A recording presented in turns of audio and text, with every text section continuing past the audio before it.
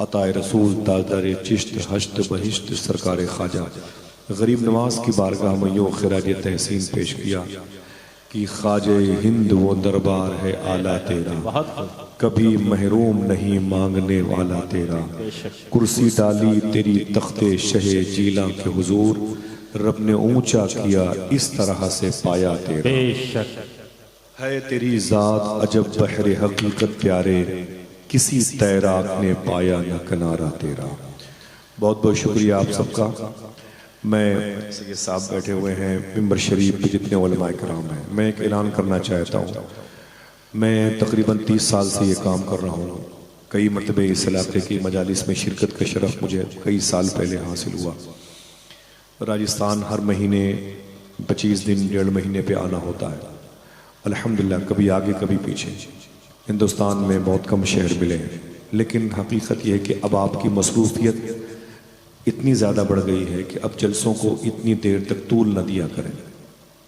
मैं गुजारिश करता हूँ। मैं जब एयरपोर्ट से बाहर निकला तो मैंने अपने भाई इसहाक भाई से कहा था, महफिल के बजे शुरू होगी, तो उन्होंने बहुत ही नाउम्मीद होकर के कहा कि हमारे यहाँ किशनगंज में लोग बहुत देर में हुजूर की मजलिस में आते हैं, ये मेरे लिए मुश्किल मसला है।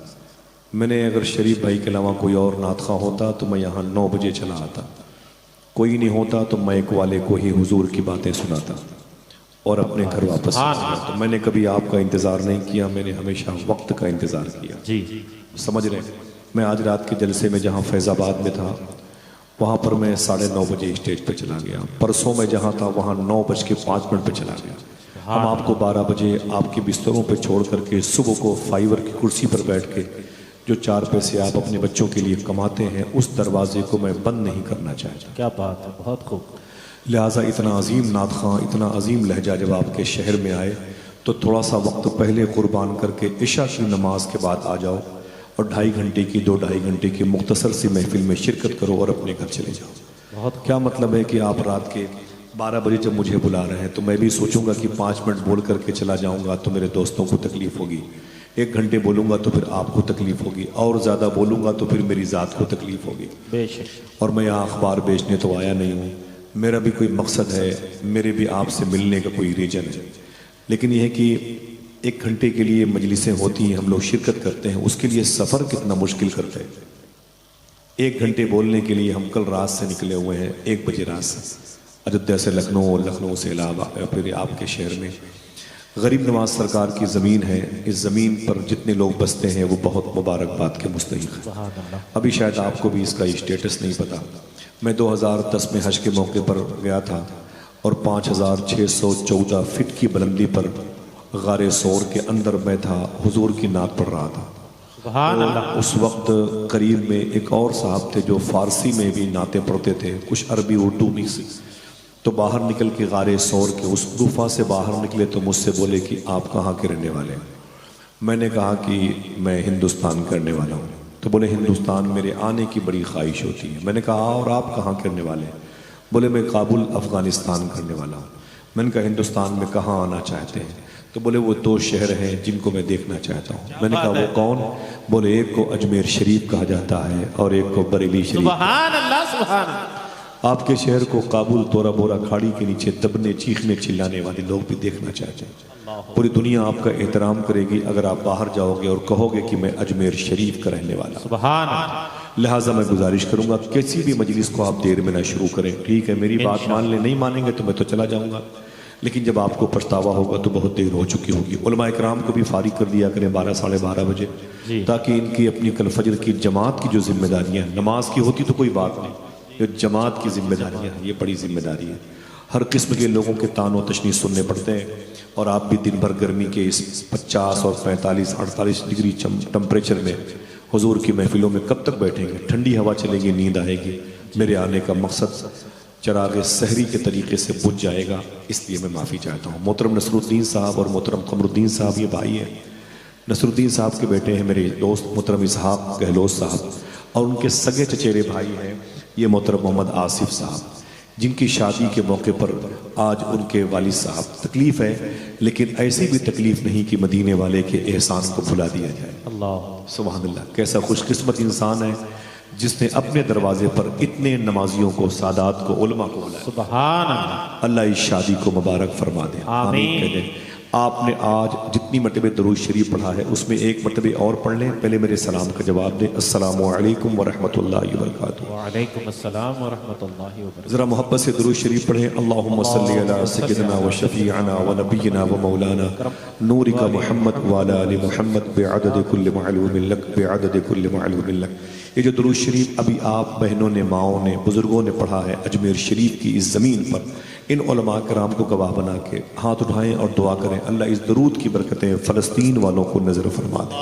आमीन। मुजाहिदीन फ़लस्तीन की रूह को नजर फरमा दे। शुहदाए फ़लस्तीन पे अल्लाह करम फरमाए। अकनाफ़ फ़लस्तीन पे करम फरमाए। अतराफ़ फ़लस्तीन पे करम फरमाए। अर्ज़ फ़लस्तीन पे करम फरमाए। फ़ज़ाए फ़लस्तीन पे करम फरमाए। हवाए फ़लस्तीन पे करम फरमाए। उजड़े हुए मकीनों मकानात फ़लस्तीन पे करम फरमाए। वहाँ के बच्चे बच्चियों की ईमान व इस्मत के तहफ़्फ़ुज़ के लिए गैब से असबाब का इंतज़ाम फरमाए। जो नेमतें आज अजमेर के सुल्तान के सदक़े में हम सब ने खाई है, ऐ मेरे मौला उन तक पहुँचा दे। करम फरमा। दुआ करें इंशाअल्लाह, उनके लिए दुआ करते रहेंगे। बोलो भाई बोलो। बच्चों से गुजारिश है कि बेटा बोलना नहीं, ठीक है, बात ना करना, और ये बात अब मुझे तुमसे दोबारा ना कहनी पड़े इंशाअल्लाह कि बात ना करना, ठीक है। बैठो, जहां दिल न लगे चले जाना। तुम्हारे वजह से जलसे कबूल भी होते हैं, कामयाब भी होते हैं। पहले के दौर में माओ की गोद के बच्चे बीमार होते थे ना, तो उनसे उनकी सहेलियां कहती थी, तेरा बेटा रोता बहुत है, बीमार है, किसी हकीम, किसी तबीब, किसी मुस्तशफा डॉक्टर को दिखा हॉस्पिटल में। तो वो लड़कियां क्या कहती थी, चल चल चल, मुझे मशवरे मत दे, मैं अपने बच्चे को लेके कहीं नहीं जाऊंगी। बोले फिर तेरा बच्चा ठीक कैसे होगा? तो औरतें कितनी मुहज्जब थी, सोच कितनी आला थी। वो कहती थी कि मुझे मशवरे मत दे, 2-3 दिन के बाद मेरे दरवाजे पर हुजूर की मिलाद की महफिल होने वाली है, मैं अपने बीमार बच्चे को लेके हुजूर की मजलिस में जाऊंगी, मेरा बच्चा हुजूर की नाते सुनते सुनते शिफा पा जाए। सुभान अल्लाह। इस माइक की आवाज कम करें। ये कबीला मेरा है निजामत का, ठीक, उम्र गुजरी है इसी दश्त की सयाही में। 25 साल पहले मैंने 500-500 रुपए की नात के मुशारों की टिकट में निजामत की। नात के मुशारों में लोग 500-500 रुपए के टिकट लेके आया करते थे हम लोगों को देखने के लिए। अब थोड़ी सी गुफ्तगू करता हूँ। मैं चाहता हूँ कि अपने इन उलमा के कदम की गुसाले मुझे मिल जाए पीने को, और आपके कदमों के नीचे। अभी तकरीबन 1 हफ्ता भी नहीं हुआ मुझे बगदाद शरीफ से आए हुए, माशाअल्लाह, सरकार गौसुल आज़म की बारगाह में, और फिर बारगाह में गौस पाक की बारगाह में हाजिरी की भीख ही मांगने के लिए अजमेर शरीफ आया हूँ। आप भी चलेंगे बगदाद शरीफ? बोलो भाई बोलो। शरीफ भाई हों तो क्या बात है, उनके लहजे में भी अल्लाह ने शराफत रखी है, उनके नाम में भी बुजुर्गी और शराफत है, उनके किरदार में भी बुजुर्गी और शराफत है। शरीफ भाई मेरी दिलों में एक अथाह गहराइयों में रहते हैं, नहीं है लेकिन फिर भी मेरे पास है। वजह है कि उनके साथ जो लोग रहते हैं वो भी बड़े कमाल के लोग हैं। एक मेरे बड़े भाई जैसे भाई है मोहतरम महबूब भाई, पाली राजस्थान के। आज अल्हम्दुलिल्लाह रब्बिल आलमीन उनके बड़े एहसानात हैं हुज़ूर गौस पाक के खादिमों की खिदमत के हवाले से। जहाँ कहीं भी हैं वो हों, अल्लाह उन्हें सलामत रखे। तो उनकी वजह से उनका बड़ा प्रेशर था कि नहीं आसिफ भाई आप सफ़र ज़रूर करें इसाक गहलोत भाई की महफिल में, वरना बड़ा थका हुआ था। रोज़ महफिलें होती हैं बगदाद शरीफ से आने के बाद, और फिर कहाँ कहाँ जाना, परमिशन के बड़े मसाइल पैदा हो गए इंडो पाक की लड़ाई की वजह से। दुआ करें अल्लाह दोनों लोगों के दिलों में मोहब्बतें पैदा फरमा दे, आमीन कह दें। ठीक है, थोड़ी सी बात करता हूँ। ये महफिल शादी, आसिफ भाई मुबारक हो, आपका नाम भी आसिफ है और मेरा नाम भी आसिफ, लेकिन मैं आज आपको आपकी शादी पर मुबारकबाद दे सकता हूँ, आप पलट करके मुझे मुबारकबाद नहीं दे सकते। अल्लाह सलामत रखे। पैसे आते हैं तो लोग कश्मीर के डल झील के किनारे पर बैठ के गालिब की गज़लें पढ़ते हैं। लोगों के पास पैसे आते हैं ना तो वो शिमला चले जाते हैं और वहाँ शॉपिंग करते हैं। लोगों के पास और पैसे आ गए तो 30 सेकंड के लिए 50 लाख रुपए खर्च करके बुर्ज खलीफा में अपनी तस्वीरें शो करते हैं। बहुत लोगों के पास पैसे आ गए तो एफल टावर देखने चाहते हैं। कुछ ऐसे भी लोग हैं जिनके पास पैसे आते हैं तो हुजूर के नाम पे खर्च करते हैं। हुजूर के नाम पर खुशियां हो या गम, हर मौके पर हुजूर को याद करने वालों की खुशियों की जुल्फें लंबी हो जाती हैं और गम की उम्रें कम हो जाती हैं। लिहाजा हुजूर को याद करेंगे इंशाअल्लाह, दिल से बोले। ये शादी की महफिल है। आज जो शादी का कार्ड छपता है उस पर हुजूर का एक फरमान लिखा होता है। यही मेरी गुफ्तगू का टॉपिक है, अन निकाह मिन सुन्नती, क़ाल नबी सल्लल्लाहु अलैहि वसल्लम अन निकाहो मिन सुन्नती फमन रग़िबा अन सुन्नती फलैसा मिन्नी। इसको मैं रिवर्स करता हूं, अन निकाहो मिन सुन्नती। आपके यहां भी शादी के कार्ड पर यही लिखा होता है? बोलो भाई, जिनकी हो चुकी वो तो बोले।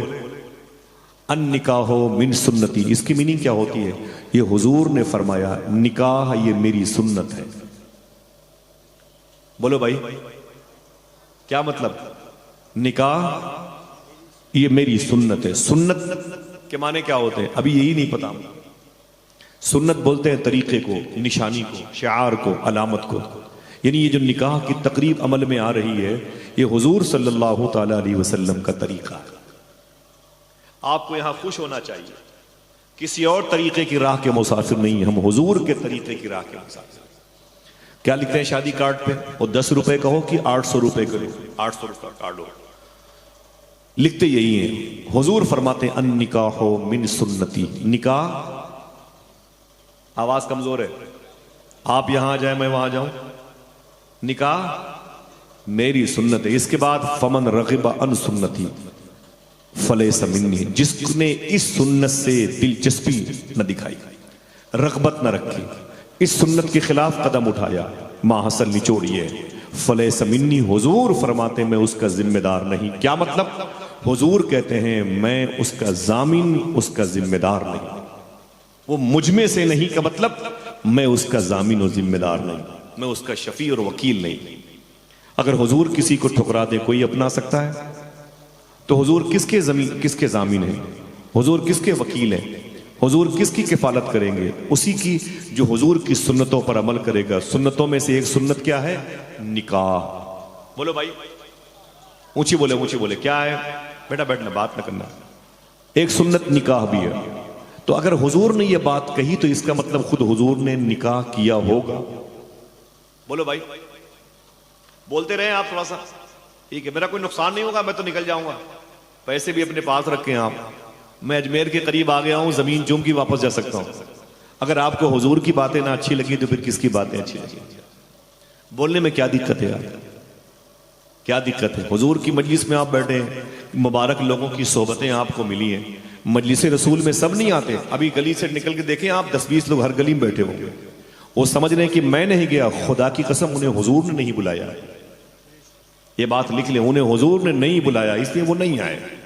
और हुजूर की मजलिसों में नुकसान नहीं होता आपका, बस बोलते रहे सुभान अल्लाह, फायदा होता है। मालिक बिन दीनार के घर में एक चोर आ गया चोरी करने के लिए, तो मालिक बिन दीनार ने उसे पकड़ लिया, चोर को। तो चोर कांपने लगा, उसे पकड़ के मस्जिद लेके चले गए। चोर ने कहा बाबा मुझे छोड़ दीजिए, मेरी पहली चोरी है, मैं कामयाब भी नहीं हुआ, आपने मुझे पकड़ भी लिया और मस्जिद लेके आ गए। तो मालिक बिन दीनार ने फरमाया सुन, तुझे मेरे घर में दुनिया न मिल सकी तो दीन ही लेते जाओ। नहीं समझे? दुनिया न मिल सकी तो दीन ही लेते जाओ, कुछ तो लेते जाओ। हुजूर की मजलिस में आए हो, मैं क्या यहाँ पर उमर शरीफ के ड्रामे थोड़ी सुनाऊंगा आपको। आपकी बातें करूंगा जो आपके दिलों को आसूदगी अता करेगा। बिग बाजार और मेगा मार्ट में घूमने से सारी चीजें मिलेंगी, दिल की खुराक नहीं मिलेगी, दिल को सुकून नहीं मिलेगा। नेकियों की जंबील जो झोले थैले होते हैं वो बावजन नहीं होते। आप दुनिया के किसी पार्क में चले जाएं आप, ये तो हुजूर की मजलिसों के आदाब हैं कि टूटा हुआ दिल भी मुस्कुराता हुआ नजर आता है। अल्लाह के रसूल की मजलिसों की अहमियत है। मेरा ये टॉपिक नहीं, मेरा टॉपिक है मेरा भाई दूल्हा बना हुआ है, उलमाए किराम और माँ बाप की दुआएं हैं, भाई बहनों की दुआएं हैं। हुजूर ने अगर ये बात कही तो इसका मतलब हुजूर ने खुद निकाह किया होगा। हाँ, हुजूर ने खुद निकाह किया होगा, तब ये बात हुजूर ने कही है। अगर हाथ उठा के इजाजत दे तो आज मैं बताऊं अजमेर शरीफ की जमीन पर कि हुजूर ने अपनी फर्स्ट मैरिज, हुजूर ने अपना पहला निकाह कैसे और किससे किया। बोलो भाई बोलो, हाथ उठा के बताओ कि इस टॉपिक पर बातें की जा सकती है कि हुजूर की पहली शादी कैसे हुई, हुजूर की पहली बीवी कौन थी, और हुजूर की शादी का बेस क्या था। खूबसूरती थी, पैसे थे, क्लाइमेट था, सरवकत जैसे लोग थे, खानदान कबीलेदारी थी। किस बुनियाद पर हुजूर की पहली शादी हुई, वो लड़की कौन थी खुशकिस्मत जो हुजूर के निकाह में आई और मोमिनों की मां बन गई। इजाजत है?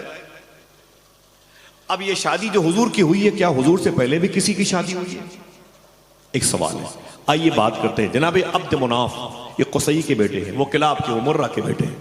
जनाब अब्द मुनाफ की शादी मक्के शरीफ में हुई थी। जिस औरत से हुई थी उनसे उनके मिलने के बाद एक बेटा पैदा हुआ। अगर दिल कहे तो बोलना उसी बेटे को हुजूर के सगे परदादा हजरत हाशिम कहा जाता है। क्या? अगर कोई पूछे कि हुजूर के सगे परदादा का नाम क्या था तो क्या बताओगे? बोलो। माशाल्लाह, हजरत हाशिम।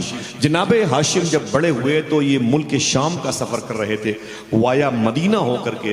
तो मदीने में एक खानदान था जिस खानदान को बनु नज्जार कहते हैं। इसी खानदान की लड़कियों ने एक रवायत के मुताबिक कुलसूम बिनत हारिस अंसारी रदी अल्लाह तआला अन्हा की लिखी हुई नात को पढ़ करके जब हुजूर मदीने में एंट्री किया था तो हुजूर का इस्तकबाल किया था। जिस नात के बोल ये हैं, तलअल बद्रु अलैना मिन सनियातिल वदाई। ये वो नात है जिसको सुन के फरिश्ते ही नहीं झूमे, खुद अल्लाह के रसूल भी झूम रहे थे। इसी खानदान की लड़कियों ने हुजूर के वेलकम पर यह नात पढ़ी थी। इस खानदान को खानदान बनु नज्जार कहते हैं। इस खानदान में एक लड़की थी। लड़की के माँ बाप ने देखा कि हाशिम बड़े खूबसूरत हैं, अपनी बेटी के रिश्ते की बात की और जनाब हाशिम हुजूर के सगे परदादा का रिश्ता मदीने में हुआ।